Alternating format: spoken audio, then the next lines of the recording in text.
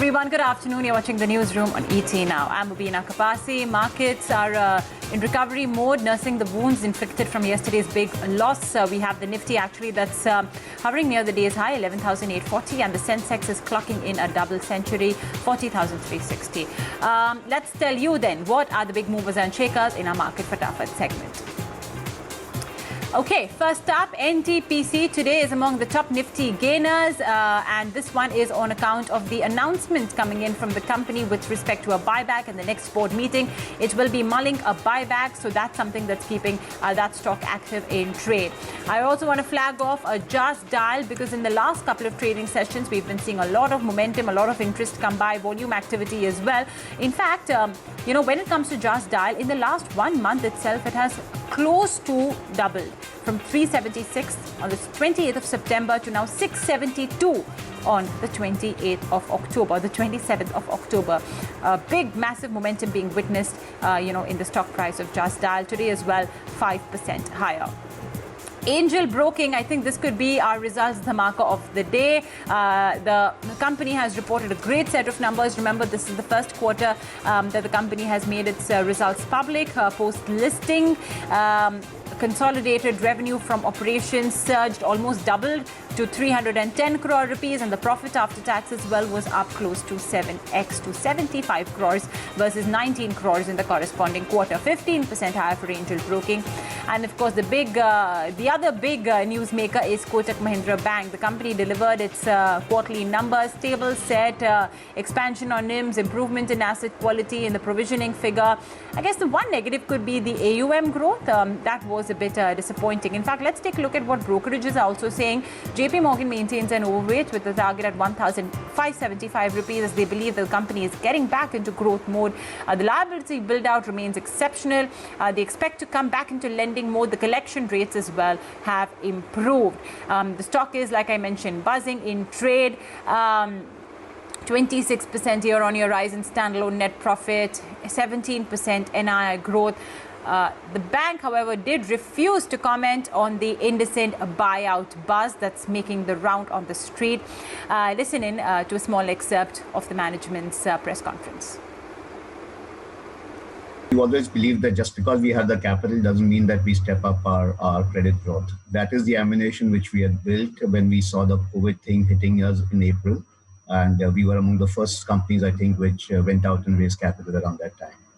So right now, that is the question of capital. We will have to get into whether it's the right opportunity, whether it's growing on the organic front. We have had a slower growth, but as we talk about it, as we see green shoots coming in, we would be open to growing the advances book also. We have all the building blocks ready to be growing there. So that clearly having capital is a cushion, but we will use it judiciously. The opportunity. Okay, and from earnings delivered to earnings expected, today we have auto major Tata Motors as well as Bharati Airtel, which will be delivering their numbers. But first to Tata Motors, it's going to be a very exciting one to watch out for, especially after all the humdrum we've been noticing around the auto space in the last 1-2 months. Let's go across to my colleague Karunya Rao on what the ET in our poll is expecting. There's likely to be sequential recovery across domestic as well as JLR businesses this time around for Tata Motors. If you look at the ET poll for consolidated performance, we're expecting revenue to come in at 49,000 crore rupees. Loss is slightly, significant in terms of quantum. 2,300 crore rupees is what we're penciling in. EBITDA is seen at 3,800 crores. As far as margins are concerned, we're expecting a significant sequential recovery. 7.8% is what the ET Now poll is expecting this time around. Do remember, Q4 of FY20 and Q1 have been extremely weak as far as the operational performance is concerned. So that's likely to bounce back in a big way, primarily driven by cost-cutting measures that the company has taken. JLR mix improvement also is likely to play out quite well, of course, with higher share of Land Rover and solid recovery seen in China. So lots of triggers playing out, especially on the JLR front. If you look at JLR's performance, we're expecting a 30-33% YOY decline, given the 39% decline that happened in their volumes this time around.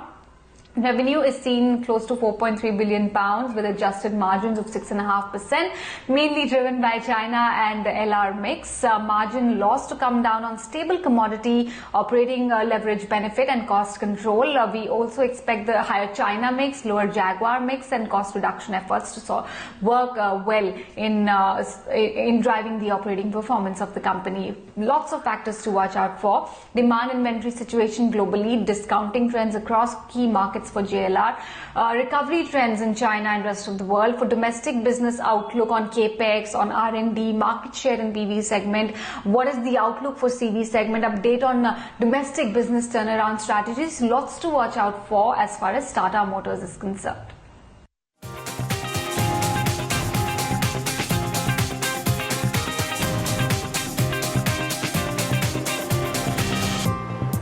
Oh, that's for certain. And Tata Motors should be, largely coming out with its numbers post-market hours in all probability. As will Bharati Airtel. Meantime, we're expecting the COVID pressures as well to retreat for Bharati Airtel. ARPUs as well are expected to rise. Sunita Nagpal joins in with the ET Now poll.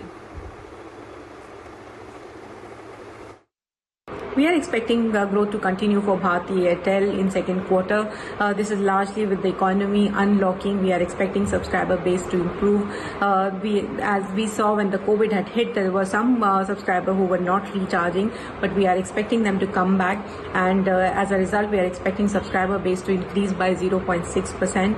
ARPUs, which is average revenue per user, is also expected to improve in this quarter. We are expecting it to come at 160 rupees versus 157 in the previous quarter.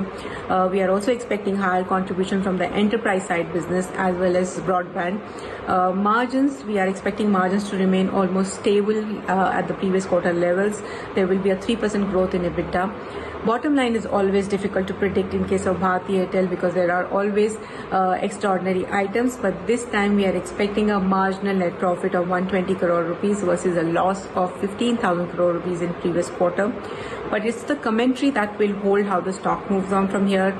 We are expecting management to give some kind of commentary as far as heightened competition is concerned in postpaid, whether they are seeing any initial kind of hits, whether they're planning to match the plans which their peers are offering, whether this means that there will be no tariff hike as we were expecting earlier, what are their expectations on the timeline or the pricing as far as the spectrum auction is concerned.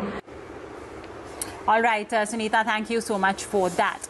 Well, meantime, MSCI is going to be implementing certain changes when it comes to the MSCI global indices. The move concerns indexes with Indian securities. Let's go across to my colleague Vivek Iyer for more. Well, an extremely important as well as a positive development coming in as far as Indian equity markets are concerned.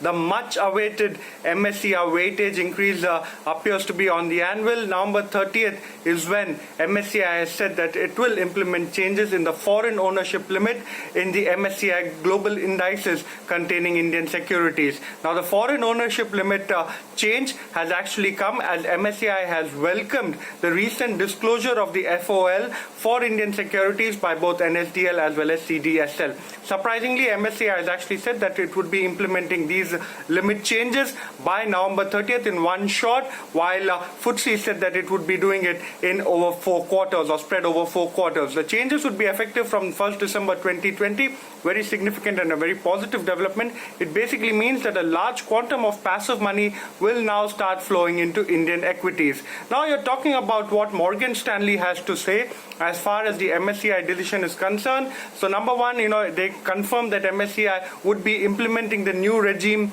in its November review.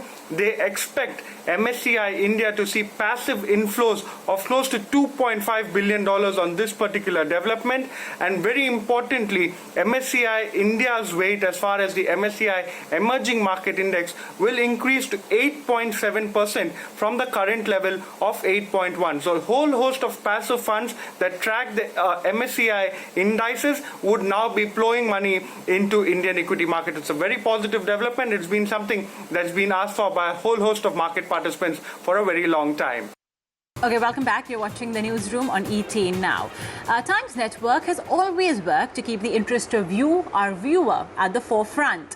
And taking that a step ahead, we've launched a special investor education and awareness series called Nivesh Ke Fande that will guide you on managing your personal finances better. Today, we're looking at a very important aspect of personal finance called asset allocation. Today we're talking about asset allocation and diversification. It's actually a crucial part of managing one's finances, but one that's often overlooked. You're right. And while mutual funds are a great vehicle to achieve optimum asset allocation, one particular type of fund is more ideal. You mean the multi-asset funds, right?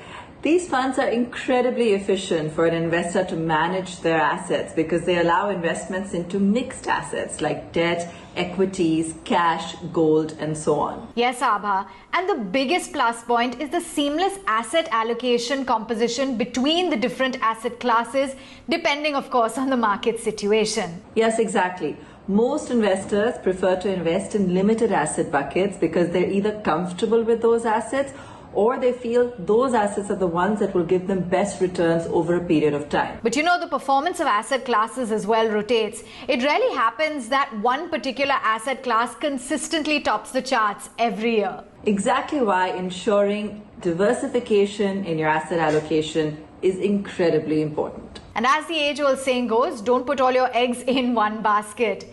That's all on this edition of Nivesh Ke Fande. Do stay tuned for many more such investment insights on the Times Network.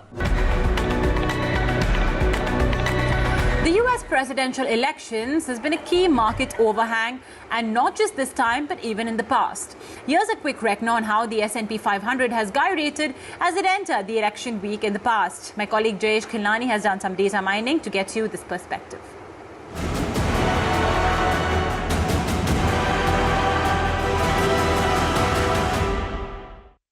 With only 7 days remaining for the US presidential election 2020, we thought it would be appropriate to look at how the S&P 500 has performed 7 days before and after the election. And there are some interesting takeaways that we want to highlight for you, starting off with the 7 days before the election period. The last 9 instances that we have seen, 8 out of them have been positive for the S&P 500, except 1988, where you had a decline of about 1.4% for the S&P 500. But leading up to the election, there has been a rally that we have seen in the markets. However, that really changes once the election is out of the way.